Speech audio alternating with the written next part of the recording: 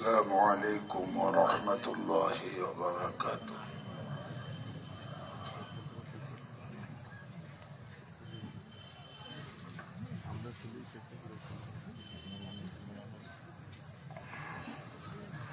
الحمد لله وكفى وسلام على عباده الذين اصطفى.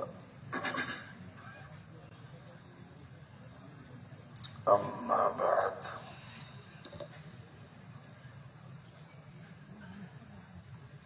فأعوذ بالله من الشيطان الرجيم. بسم الله الرحمن الرحيم.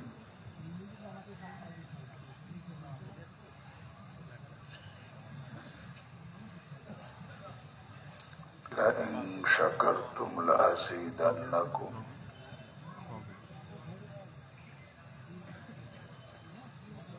وقال النبي صلى الله تعالى عليه وسلم: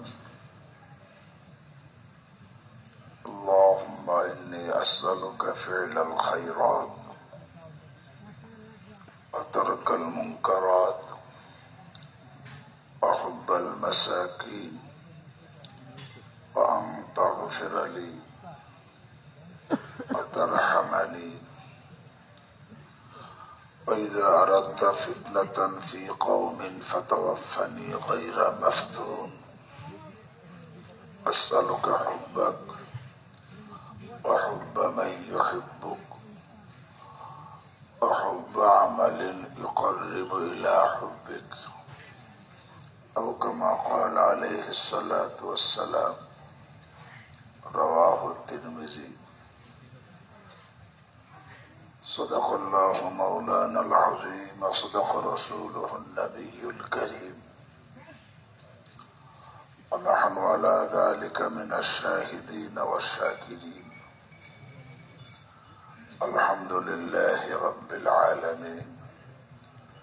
سبحانك لا علم لنا إلا ما علمتنا إنك أنت العليم الحكيم.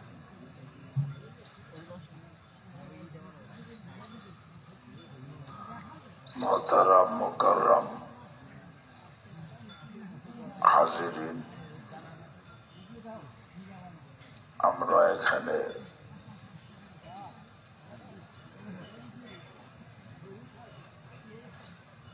মুফতি ইয়াহিয়া সাহেবের কথা শোনার জন্য এসেছি, আর এটি হওয়া উচিত।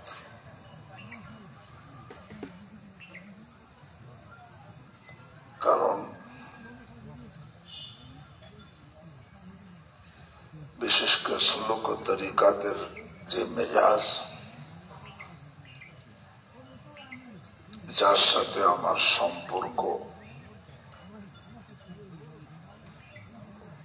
তারই কথা শোনার চাহিদা দিলে থাকা উচিত।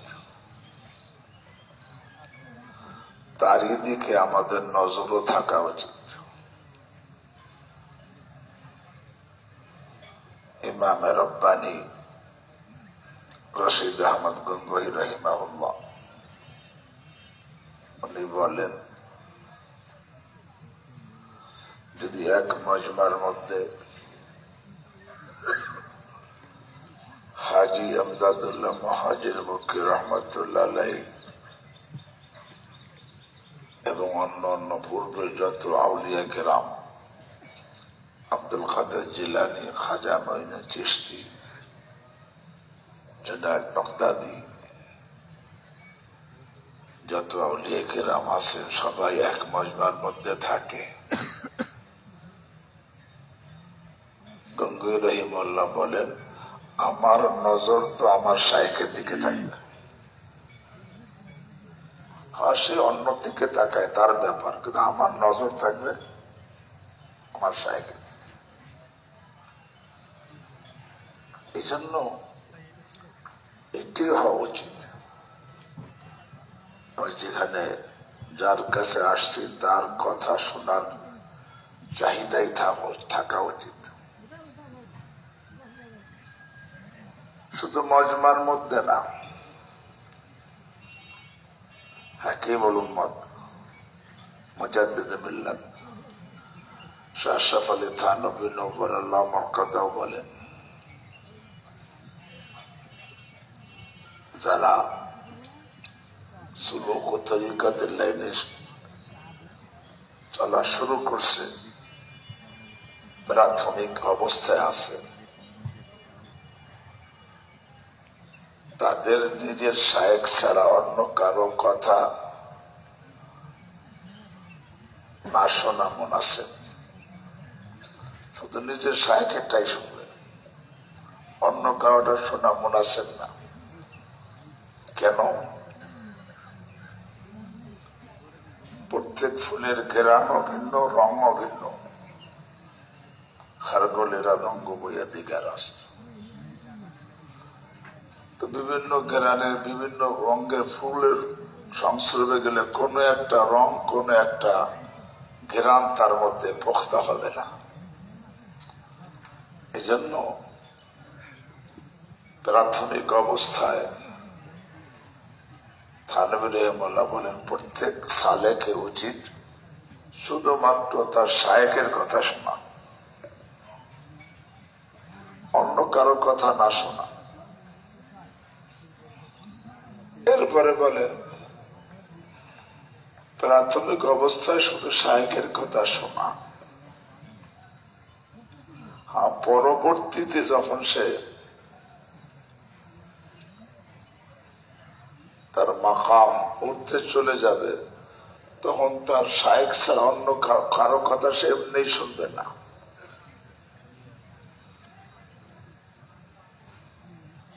তো আমরা এখানে মুফতি ইয়াহিয়া সাহেবের কথা শুনতে এসেছি, এইটাই শোনা, এই চাহিদাই থাকা উচিত।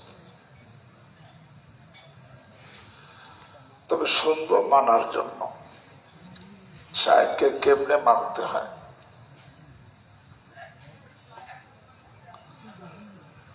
যে যত বেশি মানবে,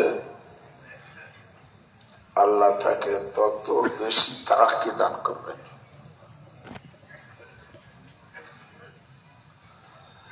মুফতি মোহাম্মদ হাসান আমৃতসরী রহমতুল্লাহ আলাইহি, মুফতি মোহাম্মদ হাসান আমৃতসরী থানভী রহিমাহুল্লাহর বহুত বড় একজন খলিফা,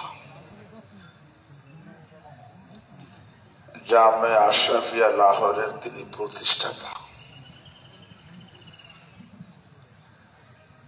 এবং কোন মাকামে পৌঁছছিলেন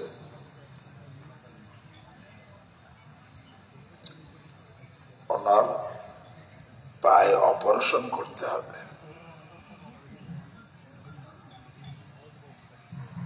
ডাক্তাররা বসে, হযরত আপনাকে বেহুশ করতে হবে, কারণ পাও অপারেশন করতে হবে। একজন লোক হুশ থাকা অবস্থায় অপারেশন করলে এত কষ্ট হয়, সে বরদাস্ত করতে কি পারে না। এই জন্য আপনাকে বেহুশ করতে হবে। বলে, কত সময় বেহুশ থাকতে হবে? এই তো 2 ঘন্টা 2.5 ঘন্টা। উনি বলেন, না, এত সময় আমি আমার মাওলার জিকির থেকে গাফেল থাকতে পারবো না। তাহলে কিভাবে অপারেশন করা সম্ভব না?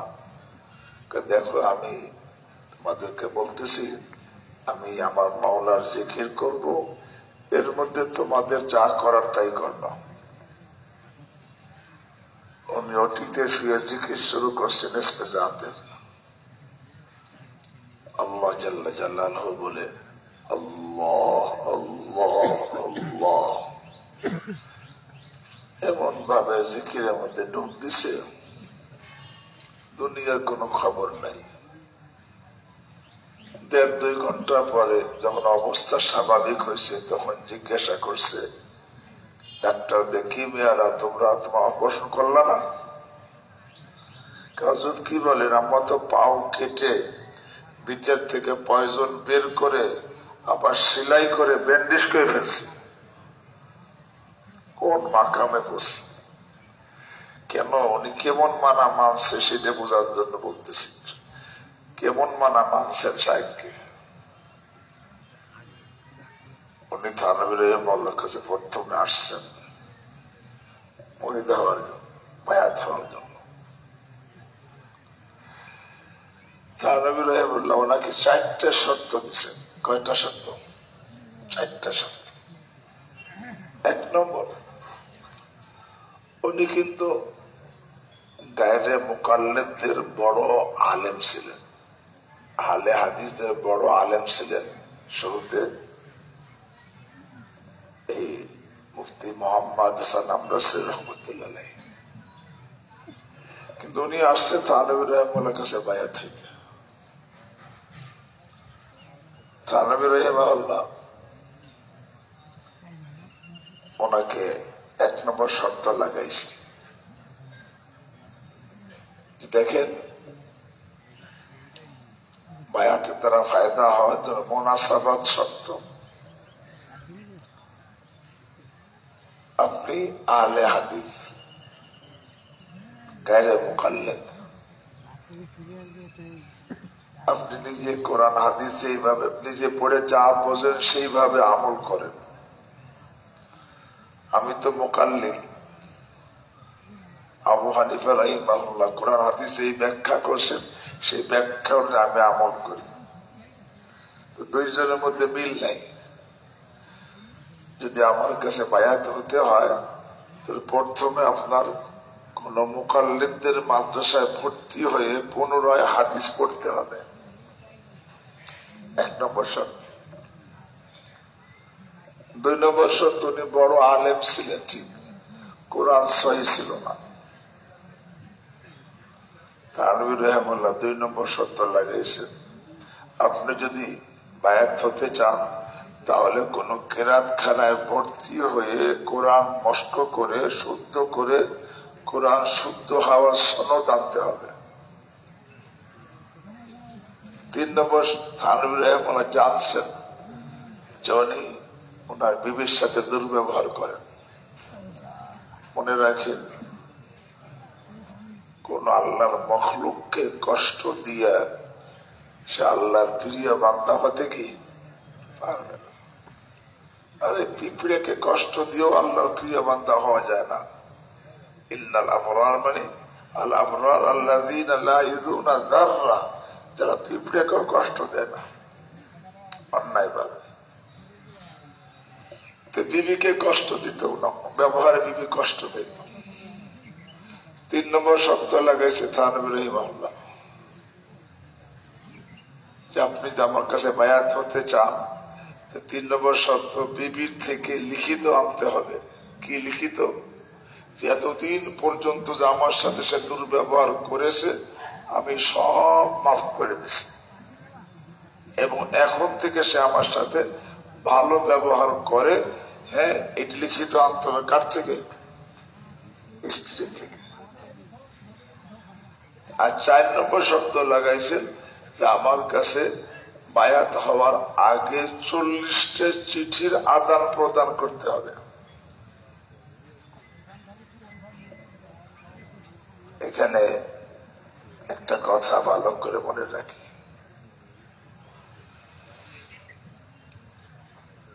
একটা হলো সুরতে বায়াত, বায়াতের সুরত হাতে হাত দিয়ে বায়াত হওয়া। আর একটা হলো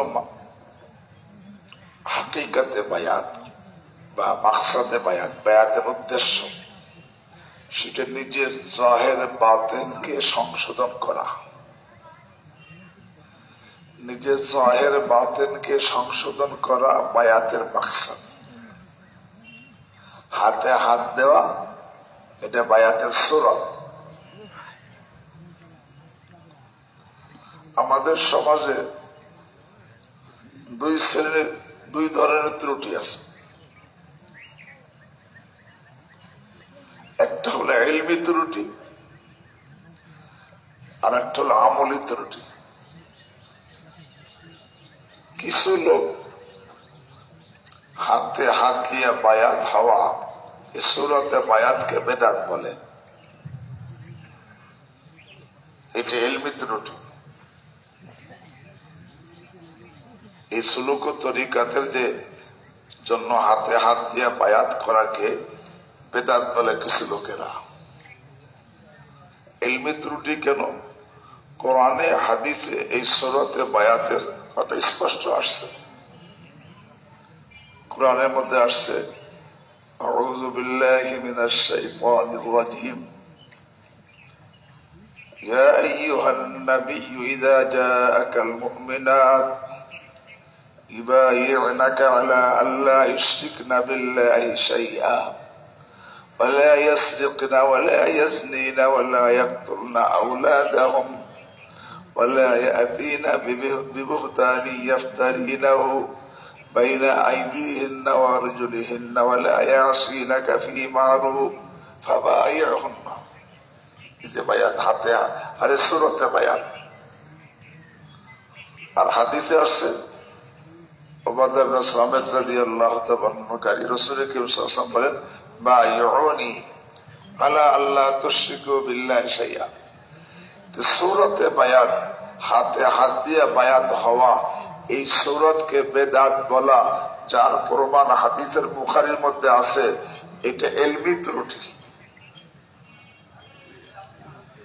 এটাকে অনেকে বেদাত বলে, গায়রে মুকাল্লিদ যারা, আর অন্যরা আছে বেদাত বলে। কিন্তু এটা হাদিস বুখারীর রেওয়াজ যে আরে তোমরা আমার হাতে বায়াত গ্রহণ করো, কোন শর্তে? শিরক করবে না, চুরি করবে না, জিনা করবে না, সন্তানকে হত্যা করবে না। এবার এটা কোন বায়াত? সুলুকের বায়াত। তো এই সূরতে বায়াতকে ইনকার করা, এটাকে বেদাত বলা, এটা ইলমি ত্রুটি। আর একটা ত্রুটি হচ্ছে আমলি ত্রুটি। সেটা কি? অনেকে এই সূরতে বায়াতকে যথেষ্ট মনে করে, নিজের ইসলাহের ফিকির নাই, আমি বায়াত হয়েছি বা যথেষ্ট। এটা আমলি ত্রুটি। বায়াত হওয়ার মাকসাদই হলো নিজের জাহের বাতিনকে সংশোধন করে আল্লাহকে রাজি করা। নিজের জাহের বাতিন বাহির ভিতরকে সংশোধন করা, এটা বায়াতের মাকসাদ। এই জন্য হাকিমুল উম্মত থানভী রাহিমাহুল্লাহ এই যে 4টে শর্ত লাগাইছেন, যে আগে 1 নম্বর এই মুফতি মোহাম্মদ আমরুসরী রহমতুল্লাহকে হাকিকতে বায়াতের জন্য যে আগে আপনার পুনরায় হাদিস পড়তে হবে এবং কেরাত মস্ক করে কোরআন শুদ্ধ হওয়া সনদ বের করতে হবে, স্ত্রী থেকে ক্ষমার লিখিত আনতে হবে এবং 40টা চিঠি আদান প্রদান করতে হবে। এবার যখন নাকি ভিতরে তলব চলে আসে, কোন শর্ত তাকে আটকে রাখতে কি পারে না। আমরা খাইতাম কি এত আমাকে দরকার কি এত শর্ত পুরা করার? এই মুফতি মোহাম্মদ হাসান আমরুসরী রহমতুল্লাহ পরে পুনরায় দেওবন্দে ভর্তি হইয়া 1 বছর হাদিস পড়ছে। এরপর ওনার এক ছাত্র, তার কেরাতখানা ছিল, সেই ছাত্রের কাছে ভর্তি হয়ে কোরআন মস্ক করে কোরআন সহিহ সনদ নিয়ে আসছে। এরপর বিবির থেকে কি বলছে, আল্লাহ বিবি লিখিত দিছে, এতদিন পর্যন্ত সে আমার সাথে যত দুর্ব্যবহার করছে আমি সব ক্ষমা করে দিছি, এখন থেকে সে আমার সাথে ভালো ব্যবহার করে। এরপর 40টা চিঠি আদান প্রদান হয়েছে। সব কি পরিমাণ মানছে, যার কারণে আল্লাহ তাকে কোন মাকামে পৌঁছছে। আমরা অনেকে মুরব্বী শায়েখ বানাই, কিন্তু তাকে আধা অর্ধেক মানি, কেউ রুবু অর্থাৎ 4/1 মানি, পুরো মানি না। যে যতখানি মানবে আল্লাহ তাকে ততখানি তত আগে বাড়াবেন। তো বলতেছিলাম, এখানে আমরা তো আসছি হিসাবের কথা শোনার জন্য। কিন্তু আমাকে বলছে দুলা ভাই আপনার কিছু কইতে হবে, আমি তো বক্তাও না, অত মুফতি হিসাব আল্লাহ ওনাকে এলেমও দিছে, দরদ দিছে, আবার এমন একটা কণ্ঠ দিচ্ছে যেটা নাকি মানুষের দিলের মধ্যে কথাগুলো ঢুকে যায়। আল্লাহ আরো বাড়াই দেখ। কিন্তু তারপরে বলছে যে আপনার কিছু বলতে হবে। তা বলতেছিলাম এখানে জিকিরের কথা সে বলছে। অনেকে মনে করতে পারে জিকির আমি করবো, তা ওনার কর কি প্রয়োজন, আমি নিজে নিজে জিকির করবো। অনেকে আছে জিকির দ্বারাই কাজ যখন হবে, জিকির আমি করব, তোমার মুরব্বীর বলার কি প্রয়োজন? কি বলো মত মুজাদ্দিদে মিল্লাত শাহ আশরাফ আলী থানভী নওফরুল্লাহ মরকজকে জিজ্ঞাসা করা হয়েছে, কাম তো জিকিরের দ্বারাই হয়, তাহলে আবার শায়েখের কি প্রয়োজন? তখন উনি বলছে, হ্যাঁ ভাই, काट तो तलवार ही करती है, मगर बशर्ते के किसी काटने वाले के हाथ में हो। काटे तो तलवार ही काटे, किसे काटे? কিন্তু শর্ত কি, কারো কোন কাটনে ওয়ালার হাতে থাকা লাগবে, তখন কাটবে। কাটনে ওয়ালার হাতে না থাকলে তলোয়ার কিন্তু কি করে না। জিকিরটা কাজ তো হবে যখন কোন মুরব্বীর পরামর্শ দেওয়া হবে। এই জন্য আরে আল্লাহ দেহ, আমাদের দেহ এটা কাফিফ, মানে এটা জড় পদার্থ। এর কতটুক, এর খোরাক কি, এর ঔষধ কি, এটা মানুষ অভিজ্ঞতা দ্বারা বুঝতে পারে। এই জন্য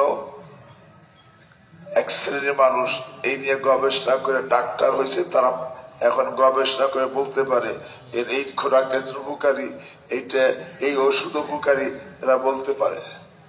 কারণ দেহটা হলো ক্যাফিভ, একটা এমন বস্তু যেটা মোটা বস্তু, জড় পদার্থ, এর খোরাক, এর ঔষধ মানুষ অভিজ্ঞতার দ্বারা নির্ণয় করতে পারে।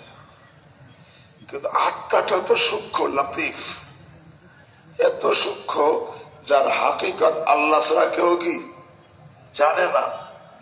সুতরাং এই আত্মার জন্য এর খোরাক কি, এর ঔষধ কি পরিমাণ, কতটুকু লাগবে, কোন মানুষ নিজে এটা নির্ণয় করতে পারবে না। হ্যাঁ, স্বয়ং যিনি আত্মার সৃষ্টিকর্তা, আত্মার পালনেওয়ালা, তিনি একা বলতে পারেন, তিনি আল্লাহ, আল্লাহ রাব্বুল আলামিন। এই জন্য তার বান্দাদের মধ্যে থেকে একটা জামাতকে বাছাই করে নিয়ে নবী বানাইয়া আত্মার খোরাক কি, আত্মার ঔষধ কি, কতটুকু ঔষধ লাগবে, কি কি ঔষধ লাগবে, আল্লাহ নিজে এই নবীদেরকে শিখিয়েছেন। আর ওলামায়ে কেরাম, নবীদের ওয়ারিস, তারা সেটা বয়ান করেন। নিজের অভিজ্ঞতার দ্বারা এটা নির্ণয় করা কি কঠিন। এই জন্য বলতেছিলাম নেক আমল আমরা করবো, বিশেষ করে নওয়াফিল যেগুলা, কতটুক করব এবং কোনটা কোনটা করব, নিজের মুরব্বীর পরামর্শ অনুযায়ী করব। মুরব্বীর পরামর্শ দিয়ে করব। কারণ অনেক সময় বেশি করা শুরু করছি, পরে দেখা যায় সব ছুটে গেছে।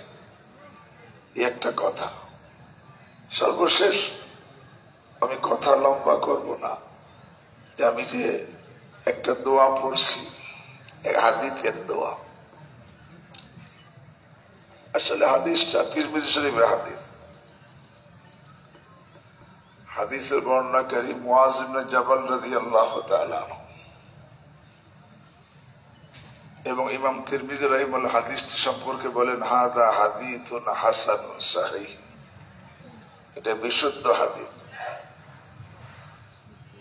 এবং ইমাম তিরমিজি বলেন, সাআলতু মুহাম্মদ ইবনে ইসমাঈল আন হাদাল হাদিস, ইমাম বুখারীকে আমি হাদিস সম্পর্কে জিজ্ঞাসা করছি, তিনিও বলেন হাদা হাদিসুন হাসানুন সাহিহ। সে হাদিসটা কি, হাদিসটা বলে দেয়।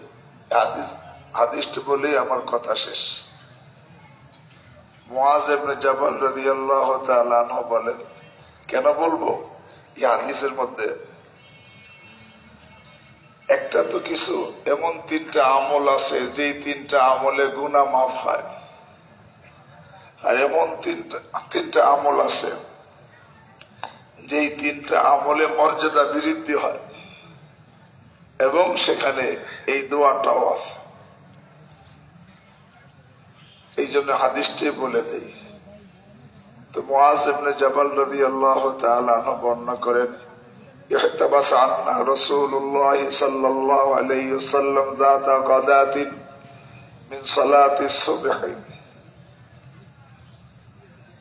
একদিন সকালে রাসূল করিম সাল্লাল্লাহু আলাইহি ওয়াসাল্লাম আমাদের নিকট আসতে আটকা পড়ে গেলেন। ফজরের নামাজে আসতে কি আটকা পড়ে গেলেন, আসতে দেরি হয়ে গেল। কি পরিমাণ দেরি হয়েছে, হাত্তা কিদনা নাতারা আইনা শামস, যে আমরা সূর্য দেখার নিকটবর্তী হয়ে গেছি, মনে হয় এখনই সূর্য উদয় হয়ে যাবে। ফাখারাজা সারিয়ান, অথবা রাসূল করিম সাল্লাল্লাহু আলাইহি ওয়াসাল্লাম দ্রুত বেরোয় আসলেন। ফাতুবিয়া বিসসালাত, ইকামাত হলো নামাজের। ফাসাল্লা রাসূলুল্লাহ সাল্লাল্লাহু আলাইহি ওয়াসাল্লাম, অথবা রাসূল সাল্লাল্লাহু নামাজ পড়লেন। ওয়াতাজাওয়াজা ফি সালাতিহি, এবং নামাজ সংক্ষেপে আদায় করলেন। ফালাম্মা সাল্লামা, যখন না সালাম ফিরাইলেন, দাআ বিসাউতিহি, উচ্চ স্বরে সকলকে আহ্বান করলেন এবং বললেন, আলা মাসাফিকুম কামা আনতুম, তোমরা তোমাদের কাতারের মধ্যে বসে থাকো যেইভাবে আসো। সুম্মান ফাতালা ইলাইনা, অথবা রাসূল করিম সাল্লাল্লাহু আলাইহি ওয়াসাল্লাম আমাদের দিকে মুখ ফিরাইলেন।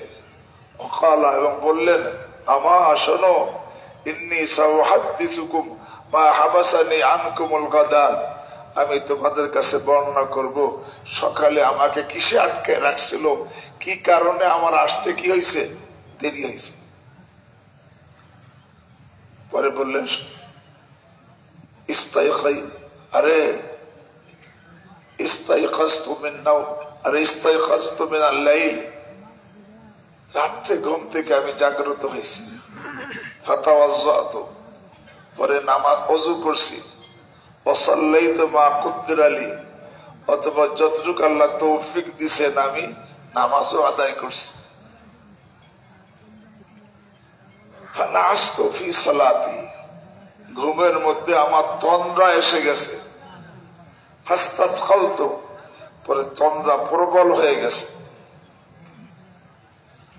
তন্দ্রা যখন প্রবল হয়ে গেছে, ফাইদা আনা বিরাব্বি তাবারাকা ওয়া তাআলা ফি আহসানি সূরা, হঠাৎ দেখি ওই সময় ওই তন্দ্রার মধ্যে, ঘুমের মধ্যে আমি আমার রব্বুল আলামিনকে দেখতে পাই।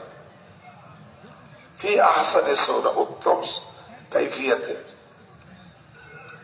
ওয়াকালা, তখন আল্লাহ বললেন, ইয়া মুহাম্মদ, হে মুহাম্মদ। আমি বললাম, লাব্বাইকা রব্বি, আল্লাহ আমি উপস্থিত। তখন আল্লাহ বললেন, ফিমা ইয়াখতাসিবুল মালাউল আ'লা, বলো তো দেখি নৈকট্যশীল ফেরেশতারা কি কোন বিষয়ে বহাস করতেছে। কে জিজ্ঞাসা করছেন, কাকে? ওই স্বপ্নের মধ্যে ফিমা ইয়াখতাসিবুল মালাউল আ'লা, নৈকট্যশীল ফেরেশতারা কোন বিষয়ে বহাস করতেছে, ঝগড়া করতেছে। কুলতু লা আদরি, আমি বললাম, আল্লাহ আমি তো জানি না। আল্লাহ 3 বার জিজ্ঞাসা করছে, আমি 3 বারই বলছি আমি জানি না। ফারাআইতুহু ওয়াজা কাফাহু বাইনা কাতিফাইয়া হাত্তা ওয়াজাদতু বারদা আনামিলিহি বাইনা থাদিয়াইয়া, পরে আমি দেখি আল্লাহ রাব্বুল আলামিন তার কুদরতি হাত আমার 2 কাঁধের উপরে রাখছেন, মাঝে রাখছেন। এমন রাখছেন, এমন কি কদ ওয়াজাদতু বারদা আনামিলি বাইনা সাদিয়াইয়া, আমার সিনার মধ্যে আল্লাহর কুদরতি হাতের শীতলতা আমি অনুভব করতেছিলাম। ফাতাজাল্লালি কুল্লু শাই, তখন দেখি আসমান জমিনের সব কিছু আমার সামনে একেবারে স্পষ্ট হয়ে গেছে, প্রকাশ হয়ে গেছে। ও আরাফতু, এবং তখন আমি বুঝে ফেলছি যে ফেরেশতারা কি নিয়ে ঝগড়া করতেছে। তখন আল্লাহ আবার জিজ্ঞেস ডাকলেন, ইয়া মুহাম্মদ, হে মুহাম্মদ। আমি বললাম, লাব্বাইকা রব্বি, আল্লাহ আমি উপস্থিত। এখন আবার জিজ্ঞেস করলেন আল্লাহ রাব্বুল আলামিন, ফীমা ইখতাসিমুল মালাউল আলা, এই নৈকট্যশীল ফেরেশতারা কোন বিষয়ে ঝগড়া করতেছে, বহস করতেছে? তখন আমি বললাম, ফিল কাফারাত, ফিল কাফারাত। আল্লাহ এমন কিছু আমল নিয়ে ঝগড়া করতেছে যেই আমলে বান্দার গুনাহ মাফ হয়ে যায়। এই ঝগড়া করতেছে মানে এর নেকি কে নিয়ে যাবে আল্লাহর দরবারে, এই নিয়ে ঝগড়া। প্রত্যেকে বলছে আমি নিব, আগে ওকে আমি নিব।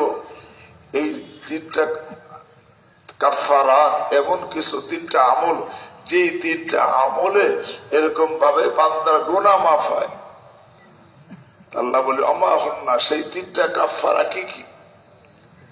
তখন আল্লাহ নবী আলাইহিস সালাম বললেন, তিনটা আমল, মাশিউল আকদাম ইলাল জামাআত। এক নম্বর, 5 ওয়াক্ত জামাতে পায়ে হেঁটে আসা। এক নম্বর আমল কি? 5 ওয়াক্ত জামাতে। আল্লাহ আমাকে আপনাদেরকে তৌফিক দান করেন। মাশিউল আকদাম ইলাল জামাআত। 2 নম্বর আমল কি? অল জুলুস ফিল মাসাজিদ বাদাস সালাওয়াত, সব নামাজের পরে মসজিদে একটু বসা, মসজিদে বসা। ভাই, যে আমরা একটা নিয়ম বানাইতে পারি নিজের সুবিধার জন্য, যে প্রত্যেক নামাজের পরে আমি 1 পৃষ্ঠা কোরআন তেলাওয়াত করব। কয় পৃষ্ঠা বলেন? কমপক্ষে কত? 1 পৃষ্ঠা তেলাওয়াত করলে 5 ওয়াক্তে কয় পৃষ্ঠা হয়ে যাবে? 5 ওয়াক্ত যদি 5 পৃষ্ঠা হয়, ডেলি 5 পৃষ্ঠা, 4 দিন 1 পারা হবে। 4 দিন 1 পারা হলে 4 মাসে কি 1 খতম হয়ে যাবে। 4 মাসে 1 খতম হলে বছরে বলে 10 বছরে বলে 30 খতম। খালি পড়ছি কতটুক? 1 পৃষ্ঠা। সম্ভব না? চেষ্টা করবো তো। হ্যাঁ, অল জুলুস ফিল মাসাজিদ বাদাস সালাওয়াত, সব নামাজের পরে মসজিদে বসা। 3 নম্বর, ওয়াইসবাগুল উযু ফিল মাকরুহাত, কষ্টের সময় পরিপূর্ণ ওযু করা। এই 3টা আমল। একটা হলো মাশিউল আকদাম ইলাল জামাআত, সব জামাতে পায়ে হেঁটে আসা। 2 নম্বর, অল জুলুস ফিল মাসাজিদ বাদাস সালাওয়াত, সব নামাজের পরে মসজিদে বসা। 3 নম্বর, ওয়াইসবাগুল উযু ফিল মাকরুহাত। অন্য রিওয়ায়াত ইবনে আব্বাস রাদিয়াল্লাহু তাআলা আনহুর রিওয়ায়াতের মধ্যে আছে, মান ফাআলা হাদা, এই 3টা আমল যে করবে, আশা বিখাইরিন ওয়া মাতা বিখাইরিন ওয়া কানা কায়াউমিন ওয়ালাদাতহু উম্মু, আরে সে ভালাইয়ের সাথে জীবন যাপন করবে, ভালাইয়ের সাথে তার মৃত্যু হবে, এবং সে গুনাহ থেকে ওই দিনের মতো পবিত্র হয়ে যাবে যেই দিন তার মা তাকে জন্ম দিয়েছিল। কয়টা আমল? 1 নম্বর, মাশিউল আকদাম ইলাল জামাআত, সব জামাতে পায়ে হেঁটে আসা। 2 নম্বর, অল জুলুস ফিল মাসাজিদ বাদাস সালাওয়াত, সব নামাজের পরে মসজিদে কি বসা। 3 নম্বর, ওয়াইসবাগুল উযু ফিল মাকরুহাত, কষ্টের সময় পরিপূর্ণ কি করা? ওযু করা। আল্লাহ আমাকেও তৌফিক দান করেন। এরপরে আল্লাহ আবার জিজ্ঞেস করেন, আর কি নিয়ে ঝগড়া করতেছে? বললেন যে, আরে ফিদ দারাজাত, আল্লাহ এমন আমল নিয়ে ঝগড়া করতেছে যে আমলে বান্দার মর্যাদা বৃদ্ধি হয়, সে আমলগুলো কি? বলে সে আমল তিনটা আমল। এক নম্বর ইতআমুত তাআম, খানা খাওয়ানো। কি করা? খানা খাওয়ানো। সে কৃপণ না, সে সবাইরে কি করে? খানা খাওয়ায়। আপন পর পরিচিত সবাইরে খানা খাওয়ায়। এই খানা খাওয়ানো একটা আমল। দুই নম্বর অলিনুল কালাম, আরে সে নরম মিষ্টি কথা বলে, কর্কশ কথা বলবে না। কি কথা? আরে মিষ্টি কথা। তার কথায় কেউ কষ্ট পায় না, সে মিষ্টি কথা বলে। এমনি তো এবার হাদিস দ্বারা বুঝে আসে সবচেয়ে বেশি মানুষ জাহান্নামী হবে তার জবানের কারণে। কিসের কারণে? জবানের কারণে। এই জন্য কোরআনের মধ্যে আসছে, আরে তুমি সবসময় অকুলু কওলান সাদীদা, সবসময় আরে সহি কথা বলো, সঠিক কথা বলো। এর অর্থ কোন অঠিক কথা, গলত কথা জবানে বলবা না, কোন গুনাহের কথা জবানে বলবা না, কোন অহেতুক কথা বলবা না। জবানকে সংশোধন করে ফেলো। অকুলু কওলান সাদীদা, তাহলে কি হবে? ইসলাহ লাকুম আমালাকুম ওয়া ইয়াগফির লাকুম যুনুবাকুম। আল্লাহ হাফেজ ইমাদউদ্দিন ইবনে কাসির রাহিমাহুল্লাহ বলেন, যে তার জবানকে ঠিক করতে পারবে তার পুরস্কার কি? দুইটা পুরস্কার। ইসলাহ লাকুম আমালাকুম ওয়া ইয়াগফির লাকুম যুনুবাকুম, আইয়ুওয়াফিকুমুল্লাহু আল আমাল আস-সালিহা ওয়া ইয়াগফির লাকুম যুনুবাকুম। আল্লাহ তাকে সব ধরনের নেক আমলের তৌফিক দিয়ে দিবে। সে কি ঠিক করছে বলেন?